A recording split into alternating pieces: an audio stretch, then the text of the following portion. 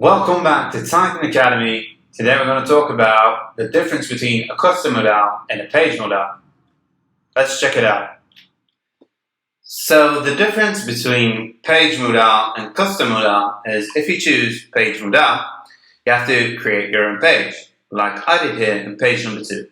And if you do that, you need to take into consideration that the page has its own actions. For example, page load actions. First time you enter the page, you can set condition. Every time you enter the page, you can set condition. You can also set conditions for the whole page itself and set the parameters for the specific page. For example, like I did here in my param. Now, if I show you my page modal button, and I'll go to interactivity, configure, on-click action, configure action, you can see in system actions, I've got my redirect go to page enabled. If I click on the gear icon next to it, you can see it's set to internal and redirect to page number 2 because that's where I want my modal to be open in page number 2. And I open it in the form of a modal and I set the parameters. So if I want to pass values from my home page to my page number 2, this is how you do it. You configure your redirect parameters. So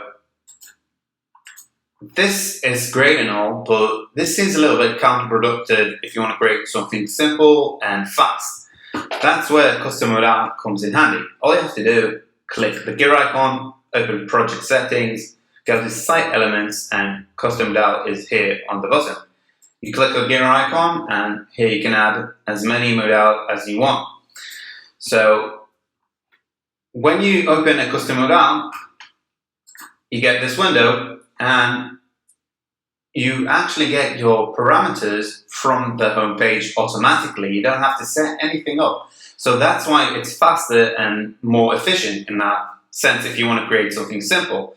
And what I mean by something simple is if you don't have UI complexity to your page like I have here, which is a simple normal container with a title and 3 form fields, I don't need that much. I don't need to customize it even further because if I click on the modal and go to the gear icon here, you can see the layout is only divided into 3 columns at max.